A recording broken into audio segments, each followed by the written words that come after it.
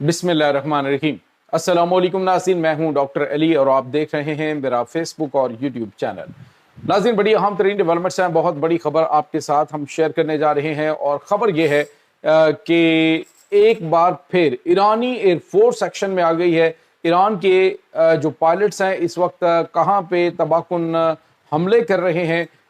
Iraq की सरजमीन जो है वो इस वक्त निशाना बनी है। बताया जा रहा है बहुत बड़ी तादाद में हलाकतें हो रही हैं और बड़ी तबाही मची है। इसकी तमाम तरह डिटेल्स, जबकि दूसरी तरफ पाकिस्तानी फ़ौज के हवाले से जो इत्तलात आ रही हैं जी कि पाकिस्तानी फ़ौज जो है उसको सऊदी अरब ने यमन में तैनात कर दिया है। यमन की जंग में पाकिस्तान को झोंकने की कोशिश की जा रही है। तो हक़ाइक़ क्या है, ये तमाम तरह डिटेल्स भी आपके साथ हम आज के व्लॉग में शेयर करेंगे। वीडियो की तफसील में जाने से पहले अगर आपने हमारे इस चैनल को सब्सक्राइब नहीं किया हुआ तो आपसे गुजारिश है काइंडली इसको सब्सक्राइब कर लें और बेल आइकन को ज़रूर दबा दें ताकि हमारी आने वाली वीडियो सबसे पहले आप तक पहुंच सकें। नाज़रीन, हम आपके शुक्रगुज़ार हैं जो आप हमारे व्लॉग्स को देखने के लिए वक्त निकालते हैं और कमेंट सेक्शन में अपनी मोहब्बतों का इजहार भी करते हैं। नाज़रीन, इस वक्त सूरत हाल ये है कि ईरान और अमरीका के दरमियान तो फ़िलहाल जंग बंदी चल रही है, जबकि दूसरी तरफ इसराइल ने लेबनान के ऊपर हमले भी रोक दिए हैं और ईरान ने वाज़ेह तौर पर कहा है कि अगर एक भी हमला हुआ तो जंग बंदी ख़त्म समझी जाएगी, लिहाजा उस महाज के ऊपर इस वक्त मुकम्मल तौर पर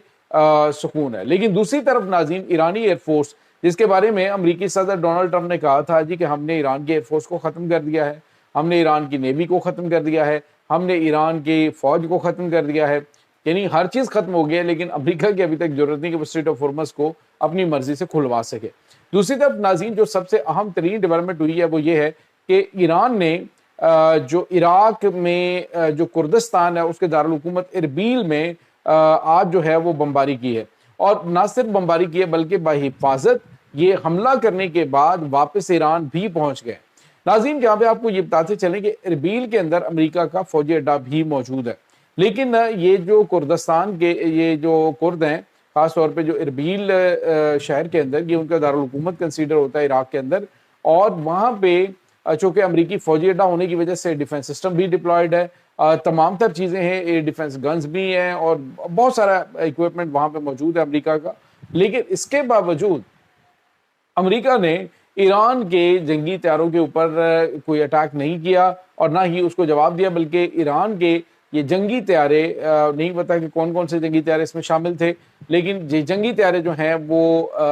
गए हैं और उस कुर्दिस्तान के दारुल हुकूमत को निशाना बना के वहाँ पे बड़ी तादाद में जो कुर्द अलहदगी पसंद हैं उनको मारा गया है, जो कि इस जंग में इसराइल और अमेरिका का साथ दे रहे थे। एक बात तो नाज़रीन ज़हन में रखिएगा कि अमेरिका हमेशा जिस तरह से जो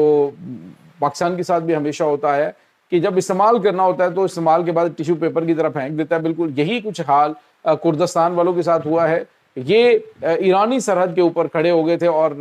बड़ी तादाद में हथियार लेके ये कह रहे थे कि हम ईरान जो है उसके ऊपर हमला करेंगे, ईरान को तबाह करेंगे, ज़मीनी कार्रवाई का आगाज़ हम करेंगे। तो अब ईरान ने उनको ठोकना शुरू कर दिया। ईरान के अंदर अशद शाबी और दीगर जो मुतहरब ग्रुप्स हैं जो कि ईरान के हवाई याफ्ता हैं, उनकी जानिब से भी नाज़रीन अटैक्स में हिस्सा लिया जा रहा है और बताया जा रहा है कि ये जो अरबील का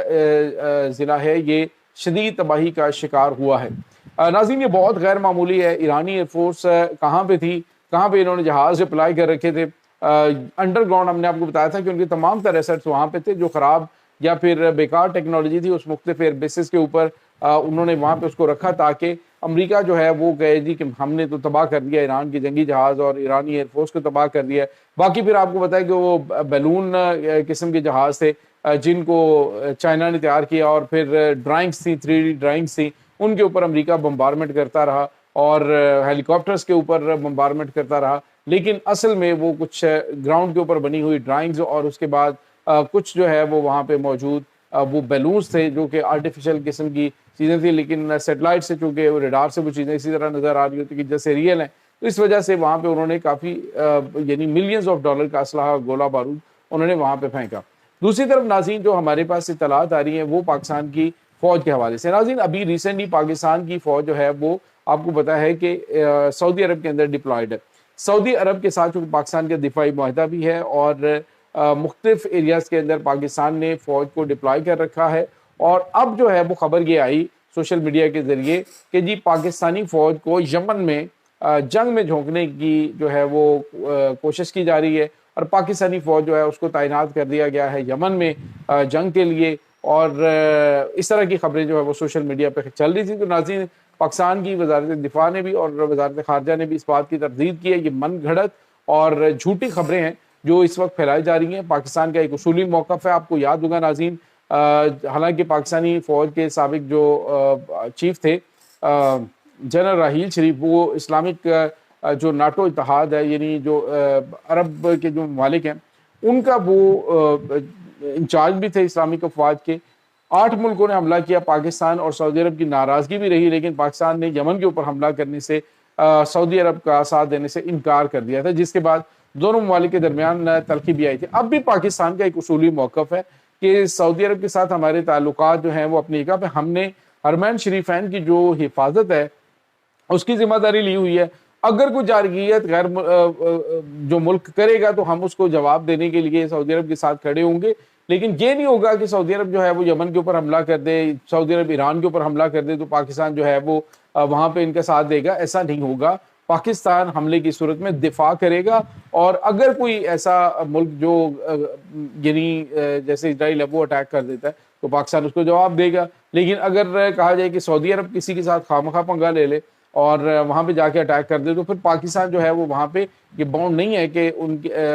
وہاں پہ جا کے فوج کو ڈپلائے کرے۔ تو ناظرین، یہ اس طرح کی من گھڑت قسم کی خبریں ہیں، پاکستان کا اصولی ایک موقف ہے۔ اب آپ دیکھیں جس طرح سے ابراہیم مکارڈ کو تسلیم نہ کرنے کے حوالے سے پاکستان نے ٹھوک کے جواب دیا ہے، یہاں پر بھی پاکستان کے یمن کے ساتھ بھی اچھے تعلقات ہیں اور یمنی اس بات کی بڑی قدر کرتے ہیں کیونکہ ایران کے بڑے قریبی ہیں، تو یمنی اس بات کی بڑی قدر کرتے ہیں کہ پاکستان نے سعودی عرب کے ساتھ اس جنگ میں حصہ بننے سے انکار کر دیا تھا، تو پاکستان وہاں پہ اپنی فوج کو ڈپلائی کرے گا۔ سعودی عرب کی فوج ویسے اپنی تھیری ہے وہاں پہ ڈپلائی ہونے کے لیے، اور وہاں پہ یمن میں جو مختلف گروپس ہیں ان کی ایک سعودی عرب کی حمایت یافتہ ہیں۔ باقی جو یمنی حوثی ہیں وہ تو آپ کو پتا ہے 8 سال سعودی عرب نے ان کے اوپر حملے کیے ہیں تو کچھ حاصل نہیں ہوا۔ اب آ جا کے معاہدہ بات چیت ہوئی ہے، یک طرفہ طور پہ سعودی عرب نے جنگ بندی کی اور پھر ایران جو ہے وہ درمیان میں آیا تو اس نے بچایا، ادروائز یمن نے واضح طور پہ کہا تھا کہ ہم جو تیل تنصیبات ہیں ان کی اڑا دیں گے اگر ایران کی طرف سے ہمیں آرڈر ملتے ہیں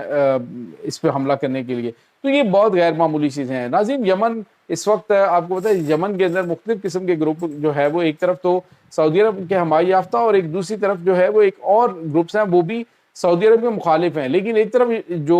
شیعہ کمیونٹی سے تعلق رکھنے والے وہ حوثی جن کو کہا جاتا ہے تو یا انصار اللہ یمن جو ہے وہ بھی انہیں کہا جاتا ہے، تو وہ جو ہے وہ ایک الگ ایریا ہے اور وہاں پہ یعنی باب المندب کا جو ایریا ہے وہ ان کے زیر کنٹرول ہے۔ تو سعودی عرب اور یمن کے معاملات جو ہیں وہ بہتر ہیں، لیکن دوسری طرف جو یمن سعودی عرب کے جو ان کے سابق صدر تھے عبدالرب جو ہیں ان کے جو جنگجو ہیں ان کو یہ سپورٹ کرتے ہوئے دکھائی دے رہے ہیں، لیکن دیگر گروپوں کے خلاف اب یمن کے حوثیوں کے خلاف کی کارروائی نہیں کر رہے ہیں۔ تو یہ ناظرین اس وقت تازہ ترین اپڈیٹس چل رہی ہیں اس تمام صورتحال کے بارے میں۔ آپ کا کیا کہنا ہے کمنٹ سیکشن میں اپنے خیالات کا اظہار ضرور کیجیے گا۔ انشاءاللہ بہت جلد ملتے ہیں ایک نئی ویڈیو میں، تب تک کے لیے اپنا بہت سارا خیال رکھیے گا۔ اللہ حافظ۔